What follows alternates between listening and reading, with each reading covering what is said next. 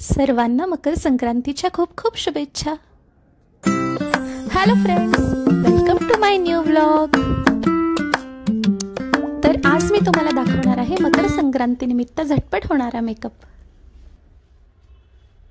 सर्वप्रथम एखाद्या mild face वॉशने आपला चेहरा स्वच्छ धुवून घ्या आणि स्वच्छ कपड्याने पुसून कोरडा करून घ्या. इथे तुम्ही बघू शकता माझा चेहरा अगदी स्वच्छ आहे. इथे सर्वप्रथम मी मॉइश्चरायझर लावून घेणार आहे. मॉइश्चरायझर लावल्याने चेहरा अगदी हायड्रेटेड होतो आणि स्किनला भरपूर पाणी मिळते. जर तुम्हाला मॉइश्चरायझरच्या आधी एखादं टोनर लावायचं असेल तर तुम्ही एखादं टोनर म्हणा किंवा एखादं सिरम म्हणा, किंवा जर दुसरं काहीच नसेल तर आपलं रोज वॉटर म्हणून एक टोनर लावू शकता. इथे माझी त्वचा अगदी हायड्रेटेड आणि मॉइश्चराइज दिसते. Step number 2. मॉइश्चरायझर नंतर सगळ्यात महत्त्वाचे म्हणजे प्रायमर. प्रायमर तुमच्यासाठी कुठले सूट होते, कुठल्या ब्रँडचे तुम्हाला सूट होते हे तुम्ही आधी बघितले पाहिजे. मला NY ब्रँडचे प्रायमर खूप आवडते म्हणून मी ते नेहमी अप्लाय करते. त्यामुळे चेहरा अगदी फोटोजेनिक दिसतो आणि थोडासा ब्लर लुकसुद्धा येतो. इथे मी छानपैकी प्रायमर अप्लाय करते आणि पूर्ण चेहऱ्यामध्ये ते जिरवून घेते. प्रायमरमुळे बराच काळ मेकअप टिकतो आणि स्किनला कुठलीही हानी होत नाही. प्रायमरनंतर तिसरी महत्त्वाची गोष्ट म्हणजे फाउंडेशन. इथे मी मेबेलिनचं लिक्विड फाउंडेशन घेतलं आहे नंबर 22, जे माझ्या स्किनला सूट होतं.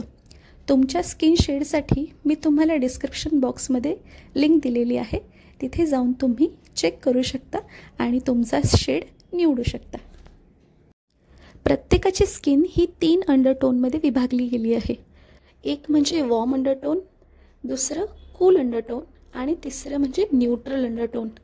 माझी स्किन ही वॉर्म अंडरटोनच्या खाली येते. सो मला मेबेलिनचं 220 नंबरचं शेड अगदी परफेक्ट अप्लाय होतं.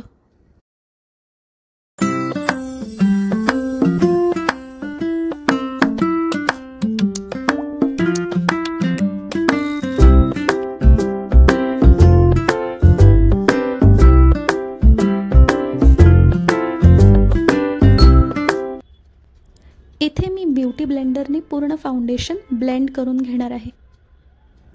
शक्यतो ब्युटी ब्लेंडर वापरताना हे पाण्यामध्ये भिजवून आणि स्वच्छ पिळून घ्यायचं आणि मग ते चेहऱ्यावर अप्लाय करायचं. त्यामुळे फाउंडेशन अगदी सुरेख अप्लाय होतं आणि ते मस्त बसतं आणि बराच काळ टिकतं. इथे माझं फाउंडेशन लावून झालेलं आहे. मी फक्त चेहरा नाही तर कान, मान आणि गळा याला देखील फाउंडेशन लावलेलं आहे. त्यामुळे अगदी एकसारखा मेकअप दिसतो. नाहीतर काय होतं, चेहरा अगदी पांढरट दिसतो आणि गळा आपला काळपट दिसतो. तर तसं होऊ नये म्हणून सगळीकडे फाउंडेशन अप्लाय करायचे. तर नेक्स्ट स्टेप आहे आपली पावडर. इथे मी लॅक्मेची 9 to 5ची कॉम्पॅक्ट पावडर घेतलेली आहे. तुम्ही कुठलीही प्रेस पावडर ज्या ब्रँडची तुम्हाला सूट होत असेल ती वापरू शकता, किंवा अगदीच कुठलं नसेल तर तुम्ही व्हाईट टोन पावडर देखील वापरू शकता. इथे मी ब्लेंडिंगसाठी ब्रश वापरलेला आहे. जर तुमच्याकडे असेल तर यूज करा, नसेल तर काहीच प्रॉब्लेम नाही. ही स्टेप ऑप्शनल आहे.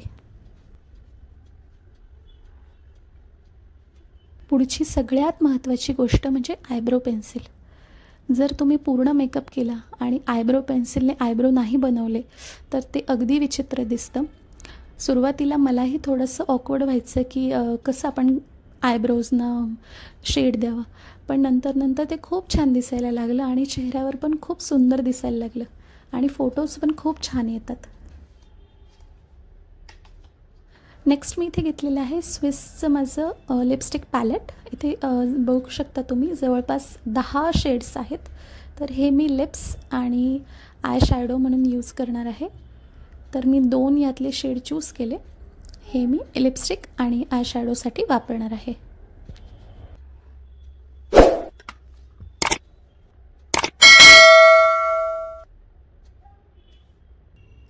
आपली पुढची स्टेप आहे ती म्हणजे काजळ. काजळ लावलं की डोळे इतके आकर्षक आणि सुरेख दिसतात. इथे काजळ तुम्ही आयलायनर म्हणून सुद्धा वापरू शकतात किंवा लिक्विड आयलायनरसुद्धा अप्लाय करू शकता. मी यूज केलेलं नाही, सो असंही खूप छान दिसतात डोळे. आणि आपली फायनल स्टेप म्हणजे आपली चंद्रकोर. तर इथे मी चंद्रकोराची टिकली लावली आहे आणि असा आपला मेकअप झालेला आहे. मकर संक्रांतीनिमित्त अगदी पटकन आणि झटपट आपला मेकअप झालेला आहे. तर इथे तुम्ही गळ्यात, कानात जे तुम्हाला आवडेल, जे तुमच्या साडीवर सूट होईल ते तुम्ही घालू शकता. ही आहे माझी मकर संक्रांतीची साडी. जर तुम्हाला आवडली तर नक्की कमेंट करा आणि आपल्या व्हिडिओला लाईक करा, चॅनलला सबस्क्राईब करा. आणि हा मेकअप तुम्हाला आवडला असेल तर तुम्हाला मी मॉर्निंगचा मेकअप कसा करायचा, कुठे बाहेर जायचं असेल तर झटपट मेकअप कसा करायचा, पार्टी लुक कसा करायचा याचा देखील एक नवीन व्हिडिओ घेऊन येईल.